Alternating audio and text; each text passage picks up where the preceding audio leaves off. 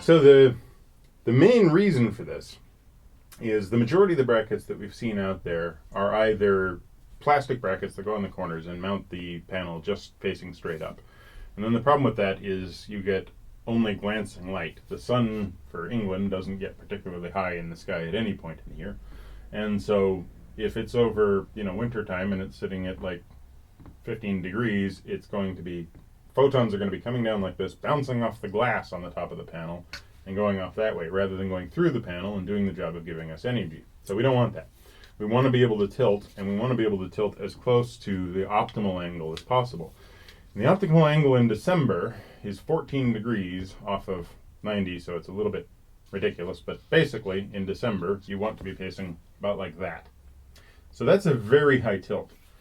Now, all of the brackets we found that allow tilting are basically like a kind of little triangle, apex type thing, and they raise your whole roof up to that height. I mean, you're taking your panel up maybe 25 centimeters with some of them, 15 centimeters with others, but in no way are you ever going to be able to get anywhere near optimum tilt. You're going to be able to only tilt as far as when your panels ultimately strike your boat. Now, our curve would actually mean that we can do that a little bit further than any boat that just had a flat roof, but it's still nowhere near the optimum angle. So we wanted something that would give us maximum tilt, minimum height increase, and sort of simplest fit. But the problem is, of course, these brackets, although they're perfect for the job and perfect for mounting on the wall of your house, perfect for mounting on your nice flat boat, on our boat, we've got a great bloody big curve.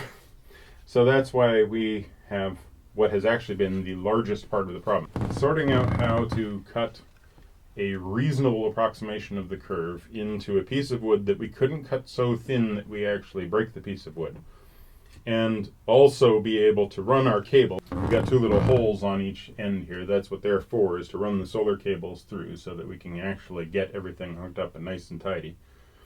In order to do that, we needed enough width in the wood. We didn't want to raise the panels too high, so we wanted to have the thinnest amount of wood possible. We had to find pressure-treated lumber that was good for use outdoors. We had to triple coat it with primer and paint. It's been a long process. So the first part was the curve, and what we ended up doing was taking a piece of scrap wood and essentially just balancing it and then putting a couple of braces up against it so that it would stay in position. And we ran a Sharpie on a block across the curve of the boat so that, we basically taped the Sharpie down to the block. You pull the block all the way across as smoothly as you possibly can. That draws the curve on the boat. So we then did one kind of average curve, and I went and cut that out with a jigsaw. And it more or less mates with the boat. It's a little bit off because, there is some averaging in the curve. So we knew we were going to have to do something to try and, get it to work. But this would be the main jig for cutting our actual brackets. We got a bunch of pieces of essentially 1x1 wood, and we have cut them using that curve, and we've got the curve on the bottom of them. And what we ended up having to do was attach them because they had rough edges, so we had to attach them to the panels, get the panels onto the roof, get everything into position, measure it all up, and then slowly lift, sand, drop, lift, sand, drop, lift, sand, drop for quite a few hours to ultimately get to the point where the panels would be sitting in more or less horizontal position. We've then taken them off, taken the brackets off, painted everything, and at this point we're ready to attach the metal brackets to the now painted and carved up pieces of wood. So there's a couple of cutaways on each end of the 1x1, and those cutaways are to allow the actual sort of tilting action to occur. Because our panels are quite long, we had, quite wide, we had to get very long brackets, and the brackets sort of scissor up, and as they scissor, the outside edge comes down. As the bracket does its sort of scissor action, as you're raising it up towards 90 degrees, it's not going to just cleave into the wood and stop. So the cutaway allows the continuous action of the scissor. There is also the problem of the way we're actually mounting our panels. The traditional way, or sort of the way that they designed it to happen, is your panel sits on top of this bracket here, this large piece of aluminum, and there's these little slots in your panel. You drill some holes in your panel, and you drop a little screw through it, and you attach it to this this little part of the bracket here. That's great if you want to keep your panel fixed in a specific position, but it doesn't work for us because the problem is our panel overhangs on one side. So as we do that scissor up type action, which of course I've disabled by putting that thing in there, as we do that scissor up type action, we have the problem of the panel itself running into the boat. So what we've done is we've drilled 6 holes in the panel so that the panel has a sort of center position, and we've got some quick releases that attach in here. And when we're traveling, we'll leave it with the quick releases in the center position. When we want to move and tilt this way, we'll undo the quick releases, pull the panel to the side until it's flush with this end here, put the quick releases back in, and now we can tilt all the way up. Our panel is now moved a little bit over to the left or right, depending on what we need to do. But it allows us to get the maximum tilt and the minimum height with medium complexity. So that's the overall idea. At the very last second, as we got everything positioned and we were ready to go, Joe pointed out that we should move the panels back over 2 of our mushroom caps, and it's perfect. It allows us to use less cable, so that means it allows us to lose less power. It's design number 27, version 3/6/W.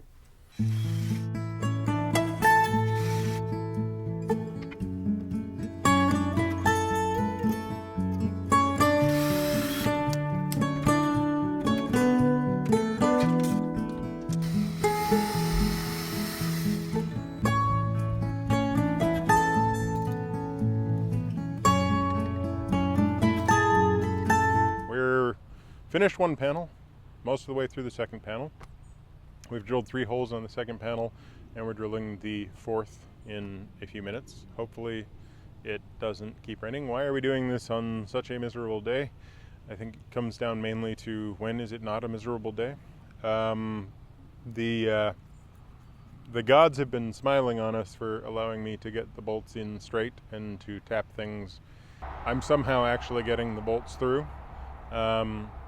So that they go into the metal at a correct angle, which so far has just been, a whole bunch of Christmas miracles. So the major next step, we've already done it with the rear panel.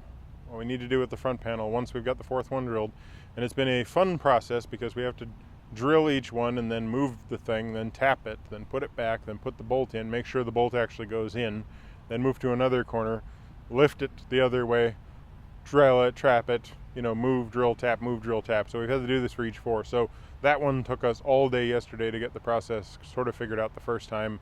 This one has taken us about 2.5 hours so far today. Our 2 panels are basically in place. What we need to do once we've got the 4th one tapped and we know that all the bolts go in place is we have to lift the whole thing, move it off, line both of these wooden supports with butyl rubber, otherwise known as glazing tape, and then once we've got that lining in there, we put them back into place, bolt them down, and then shove the butyl rubber in to make a final seal, final primary seal. Though someone will no doubt point out that we shouldn't use silicone, we're still going to use silicone. My care about the paint job is not nearly as high as my care about waterproofness. So once the butyl rubber has been in place for a while and everything's sort of set, we'll go along and we'll do a black silicone seal around the outside and over all of the sort of positions where water can get into wood and metal, and then that will ultimately protect it. Assuming the weather ever actually improves. So when we've got some reasonable weather and these things are actually plugged in and we're getting power, we might do a little bit, or we will do a little thing in which we show you how our travel position with these quick releases becomes our tilted positions.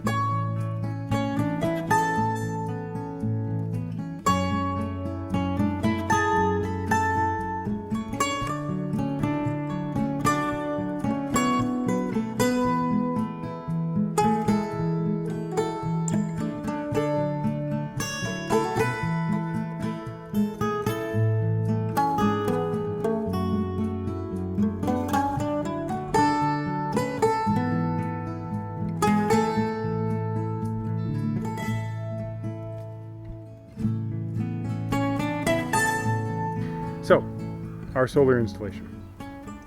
We've got two 335 watt panels. They're from BIMBLE Solar. They're LG panels, and they're very efficient, and they're basically the smallest ones we could find for the amount of wattage. They're, between the two of them, plenty of power for us, and it seems to be that we're completely covered for our needs and everything, so that's great. But obviously they're rigid flat panels, and we needed to figure out how to install them on our not exactly flat boat. So, like I've shown you, we've got these brackets. The brackets we bought from a company called Sunworks. They were really helpful. The guy there talked to me for quite a while on the phone to sort of run through some of my ideas and everything. And you know, they come in two models, one larger one, one smaller one. This is the larger one. The bracket is basically this piece of angled aluminum here and the piece of angled aluminum back here that mates with it, as well as these pieces which act as supports, and all of the hardware and everything that goes to allow it to tilt up and down. It doesn't include the actual mounting to the surface, and in our case we've had to add this piece to allow it to mount to the panels. And there's a few other things that I've added on here, like these little fix-it blocks that just act as a kind of holder for this quick release chain, as well as, you know, obviously the quick releases themselves, which we got from a company called Wanda, which is, I think, in Germany. The overall installation was a little bit tricky, and our biggest problem really is we want to get it into place and make sure that it's like completely sealed up and we're not going to have any damage to the wood due to water and everything. So it's a little bit messy looking because basically on top of the painted panel and the aluminum and everything and urethane to seal up the screw holes and stuff, I've ended up putting a lot of black silicone over top to basically just completely seal it. Some people will be like, black silicone, it ruins your painting ability. If at some point in the future we really need to repaint this, we're going to have to redo the brackets anyway, because we're going to have to take the roof off and actually sandblast the whole thing. So I'm not really worried about that. But if you are worried about repainting, you might want to get that done before you put, you know, the silicone in place. So why all of this rigmarole? Mainly it's about the tilting. We really wanted to be able to tilt. And as you'll see, the bracket from Sunworks, really good design, allows you to tilt very, very far, but this is the widest it comes in, and our panels are obviously a good, you know, 15 centimeters, 10 inches, or 6 or 7 inches on either side extended. They're not flush with this piece. And because they're not flush, it means that when they rotate, this is going to hit fairly quickly. We'd only get up to an angle about like that before we get impact. That's why we've got these quick releases. So the basic idea is pretty simple. Quick release comes out on both sides. The quick releases are a little bit long, so I've got this piece of what is actually just fuel cable that I've used to kind of keep the amount of movement down, and it makes it so that they're pretty quiet, they don't vibrate a lot. You take all four off, one on each corner. And then I've installed these aluminum handles, which were just purchased at you know, the Screwfix, and that allows me to pull the whole panel over until the holes line up, and that side is basically flush. So there's the hole.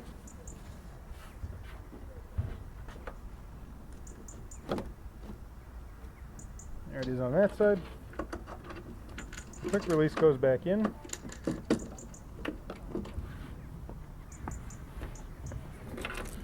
And there's a little action in the quick release that makes it easy to tell once it's in all the way. It's got this little blue pop. As soon as that piece pops out, we know the quick release is safely in. It's not going to go anywhere.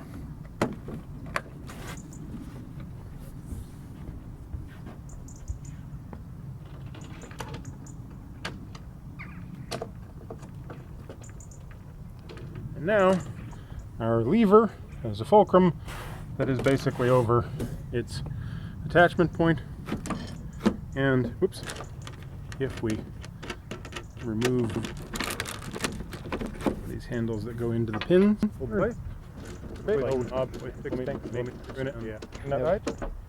now we can rotate up and we can go as far as we want. I can get us up to 90 degrees. I've added some more of these little fix-it points on the inside. They're basically just little plastic blocks that I got at Wilco.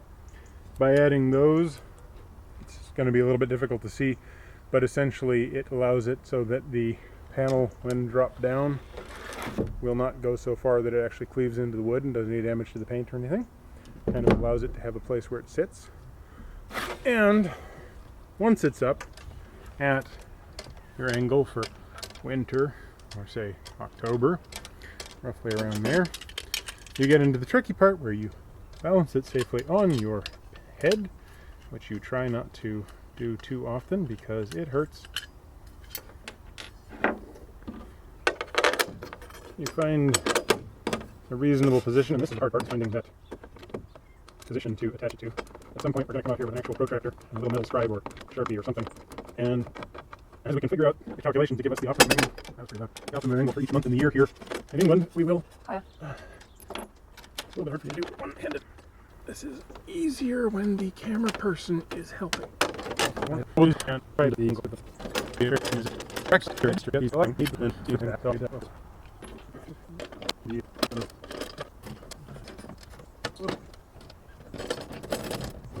That's basically it.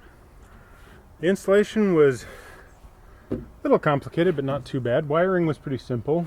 Basically, I've got MC4 connectors, standard solar connectors, and I've left a little bit of extra slack in here. We're wired in series instead of in parallel. The wiring, basically, we've tried to be simplest possible way. We've run it through this mushroom cap. I've added, again, a little bit of the fuel line cable that I found. It's just automotive fuel line cable, and I cut a little notch in it, put it in on either side of the mushroom cap, and added a couple of washers on the underside of the mushroom cap to make it so it doesn't tighten down so much that it actually cuts into the cable. The wire runs through the holes in the piece of wood on the other side, goes out to the other panel, and it's basically the same hookup over there, but it all ends up going back into the house through the mushroom cap. Into the boat through the mushroom cap.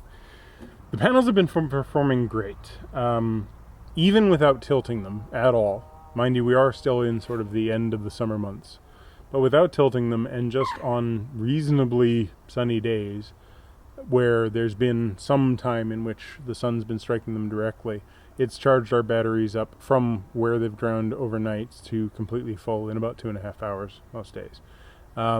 Honestly, we've been doing quite a bit of cruising because we've been going down to Bristol and back, but the reality is that for the last couple of last 3 weeks, we could have just sat in place with the panels up and never had to run the engine the entire time. The caveats of the idea are basically that it needs a little bit of improvement. This is sort of the prototype. We'd make some minor changes. The sunwork brackets are really pretty good, but these Delrin knobs and these wing nuts are they basically, because of the way we've got everything moving, they tend to bind a little bit. So I'd probably replace these with more of the quick releases. They're actually stronger than this idea. Like they're basically machined stainless steel. So this thread is really always under stress because of the weight of the panels pushing down and everything. And we've already seen that the threads are starting to strip a little bit. I would revisit the idea of using this chain. I think it makes more sense to use like aircraft wire. Theft is another issue. We haven't got it set up yet, but we have some locks and heavy chain. So you saw it when it was mounted sort of down in travel position. We have some locks and heavy chain, and I'm going to drill a few holes in it so that the combination locks will basically attach onto the sides here.